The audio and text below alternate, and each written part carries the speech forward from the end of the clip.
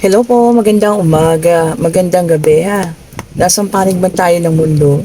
Sana po ay nasa maayos kayong kalagayan habang pinapanood ninyo ang ating reading ngayon. Ay, ang aga naman. Bakit Ten of Swords? Ano ka? Painful experiences. Ano pa nga natin? Okay, so meron tayo ditong Six of Pentacles.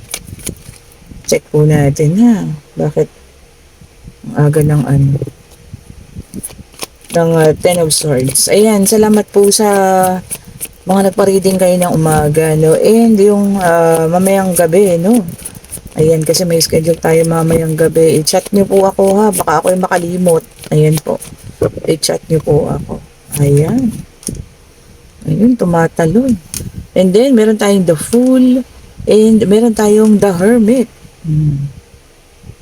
Okay. Check pa natin ha. Ayan. Nurong ko lang para magpantay. Okay po, sa lahat ng may order ha. Ayan, hindi ako nakapagpa-JNT ngayon dahil inaayos po yung kanilang mga wiring. Pero bukas po, sigurado na yun ha.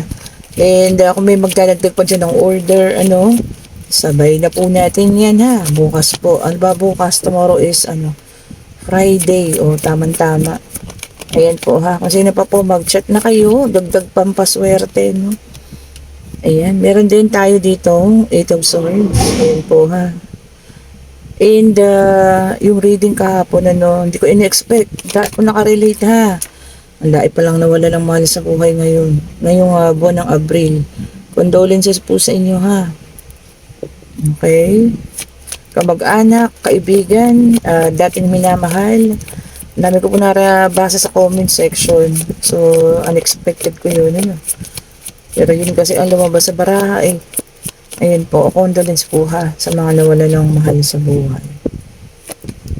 Okay. So, dito sa pangalawa, meron tayong Eight of Swords, meron tayong The Chariot, meron tayong The Justice. Okay. Ayan po natin. Isa na lang ako kompleto sa ating 4 spread card reading. Tingnan na natin. And yun nga po pala ha. Merong link dyan sa, di ko alam kung saan ilalagay ng YouTube, link papuntang Shopee. Yung lahat na nagtatanong tungkol sa insenso, nandiyan na rin po. At yung lagayan ng insenso, nandiyan na rin. Yan po yung pinakamura sa Shopee ha. Kung gusto yung umorder, i-click nyo lang yung link dyan. Hindi ko po alam, hindi ko pa nakikita, pero pakiclick nyo yung link ha. Dyan na po kayo umorder kasi yan na po yung pinakamura. Tsaka dyan po ako nag-order ng insenso. At tsaka po ng palyo. Alam niyo po ba yun? Yung palyo po, pero nyo diyan pausok sa bahay ninyo ha.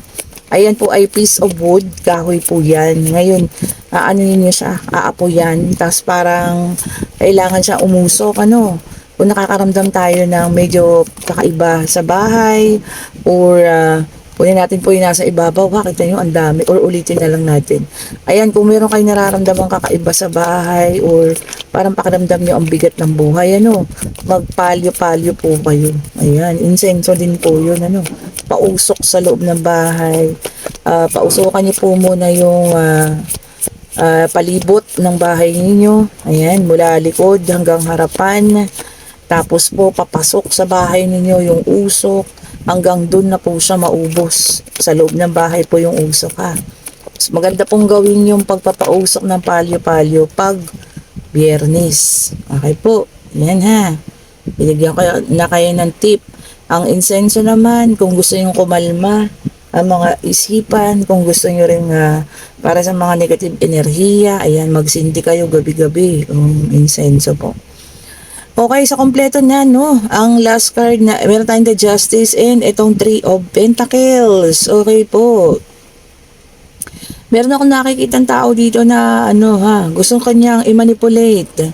Pero hindi kanya kaya. Gusto kanya yung didiktahan niya, or didiktahan kanya, or sasabihin niya lahat sa'yo kung ano yung dapat mong gawin. Pero hindi mo siya sinusunod andito kasi ang ating Si The Fool, ano? Ang gusto ni The Fool, may sariling pagdedesisyon, ha? Ayaw niya ng dinidiktahan. So, ang gagawin ng taong ito, no? Aawayin ka niya. Magkakaroon ng pakiramdam na masakit, syempre, no? At parang isang pangyayari to na parang hindi ka makagalaw po, ha? Kung ano man ito na pangyayari. Okay po. Tapos, ang matindi pa rito, no? Dito sa mga maaari kasi ito ay sa trabaho ninyo, kung hindi man ito sa bahay ninyo o sa relasyon ninyo, no? Or sa community, sa barangay. Maaring sa trabaho po ito na, ayan, no, alam niyo yun, talagang aawayin niya kayo at gagawa siya ng gulo. Gusto niya maharap kayo sa ano, pinaka may-ari man ito or pinaka boss ninyo sa trabaho, ano. Ayan, kasi gusto niya yung ano, mapapahiya ka, ano yun, gusto niya yung malalaman mo na mali ka, yung mga ganon, ano. Napaka ano ng taong ito. Hindi kanya kasi kayang kontrolin. So, gagawang ka po niya, ha, ng kung ano mang problema. Ayan. Kung saan ikaw alam mo yan, magkakaroon ng pakiramdam na parang hindi ka makagalaw at hindi ka ang tawag ito, hindi ka laban, ano. Pero lumabas naman ang the justice. So, ibig sabihin po, kung ano man itong gagawin niya ito sa'yo, no, na pang-aaway at paglalagay sa'yo sa isang sitwasyon na hindi maganda, lalabas naman daw po ang katotohanan. Okay? Meron talaga mga ganitong tao po, ha, na kapag hindi niya kayo kayang makontrol, gagawa po yan ng away. At papalabasin niya na siya po ang biktima. Magiging pa-victim po ito, ha. Ngayon ikaw, mahuhulog ka sa kinalalagyan na parang magugulat ka na lang. Ano ba ang nangyari? Wala ka namang ginagawa. Ganun po, ha. So baka kayo ay mabiktima ng mga taong pa-victim, ayan, na hindi kayo kayang makontrol, kaya yun ang gagawin po nila. Okay? So mag-ingat po, ha. Maaring ito ay sa trabaho, no? Pag hindi kanya kayang manipulahin or utos-utusan, ganyan, dahil ikaw mismong nagre-resist, parang sa sarili mo, bakit mo to gagawin sa akin? Parehas lang naman tayo rito na sumasahod, ano? Ganun. Ang dating sa kanya, tawag dyan, hindi ka marunong sumunod. So, ayan po, ha. Kung kayo ang mabibiktima ng taong ito, nako, lakasan ng loob ninyo, tapangan, ayan, ipakita nyo po kung ano yung talagang tama. Meron tayong the justice dyan, ha. Yun na, meron tayong the justice. Okay, ito po ay meron tayong Knight of Cups sa water sign. Go, Cancer, Scorpio, and Pisces. Ayan.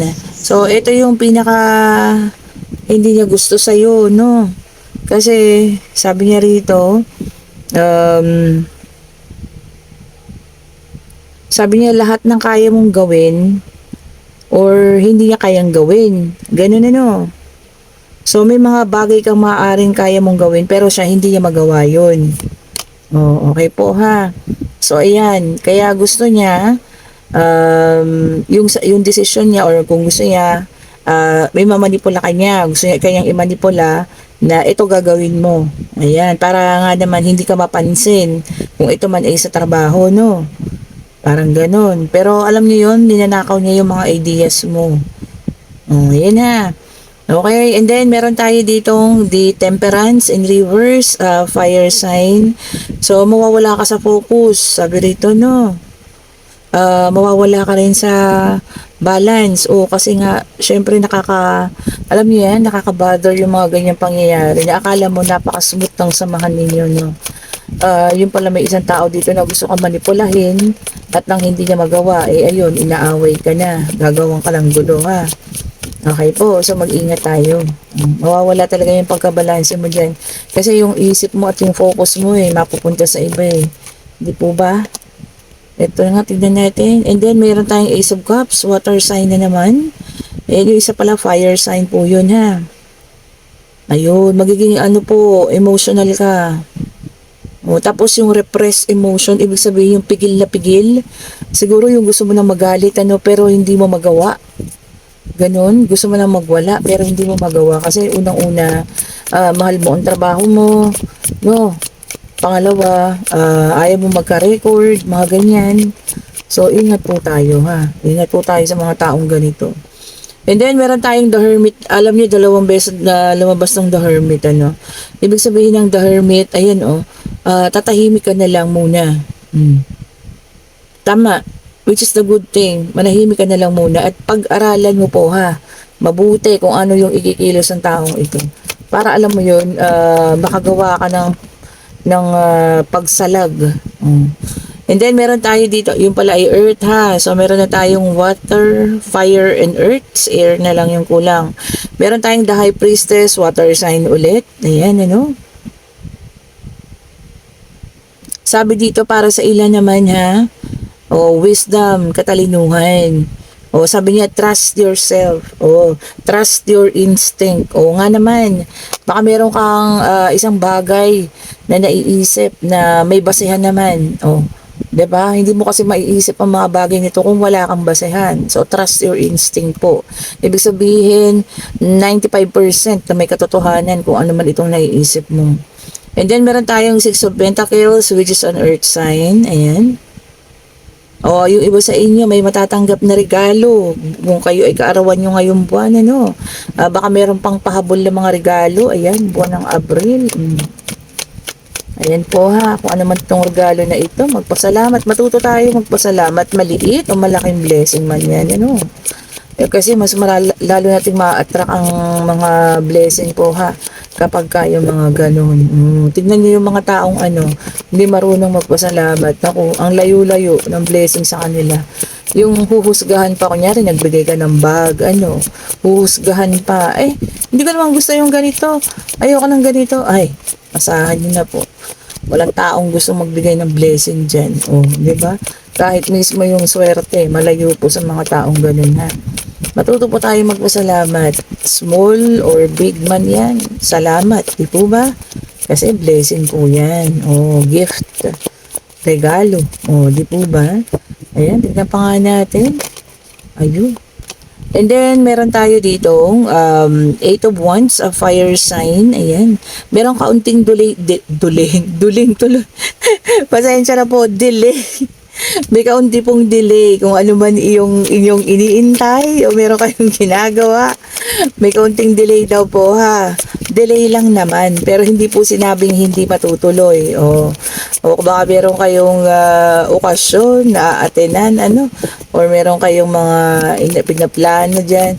May delay po ha, hindi po naman sinabing hindi matutuloy. Made-delay lang. Baka may pangyayaring magaganap, para ito ay ma-delay. Ayan po ha. Okay, so tingnan pa natin. Tingnan pa nga natin dito. Kung ano pa yung kasunod. Ayan, maraming salamat po ha sa inyong lahat na sumusubaybay. Ayan, talagang ang ating pamilya ay padami na ng padami, no? Maraming salamat po sa inyo. Ayan, hindi ko alam kung bakit ayaw na lang mag-play. Pero meron pa yan. Tignan natin. Ayun na. Sabi sa inyo, dudulo at dudulo yan. Okay, and then meron tayong Ace of Pentacles, which is an earth sign. Yung iba sa inyo may yung mawawala ng pagpaplano. Ayan. Tapos yung mga mapapalampas na oportunidad. Naku, sayang naman. Bakit natin napalampas, hindi ba? Naku, sayang po yung mga ganong oportunidad. Sabi nga nila, opportunity only knocks once. Isang beses lang daw po yung kumatok. So, sa pagkakatok ng oportunidad na yan, kailangan natin papasukin po ha. Lalo na kung ito ay para sa usaping financial, naku, sayang na sayang po. Okay, so ito na ang ating yes and no card. And kung kayo pala yung nasa situational reading, na dahil hindi kayo manipula ng taong ito, kayo ay kanyang aawayin at gagawa ng kaguluhan. Ako. Kailangan niyo pong magpakatatag at tama naman, manahimik muna at alamin kung paano niyo siya, pagplanuhan din kung paano niyo siya malalabanan po. Ayan. Meron tayong the justice dyan, hindi mawawala at lalabas ang katotohanan po. Ha? O, 'di ba? Hindi ka lang niya kayang manipulahin, gagawan ka na ng ano, away, aawayin ka na. May ganyan po talagang tao eh, ha? Okay po. At eto na, ang ating yes and no card, magtanong na kayo ha. Financial, pag-ibig, pangyayari, kung ano man ito ha. Magtanong na po kayo. Ayan. Sa eskwela, no, pag-travel, Divine Universe, ibigay niyo po sa amin ang kasagutan sa kanilang mga katanungan po. Isa lang po naman, para malinaw na malinaw ang kasagutan. Ayun na po, talagang pakita niyo yun, tumbling pa. And yes po ang sagot. Yehey! Ayan ha, yes po ang sagot.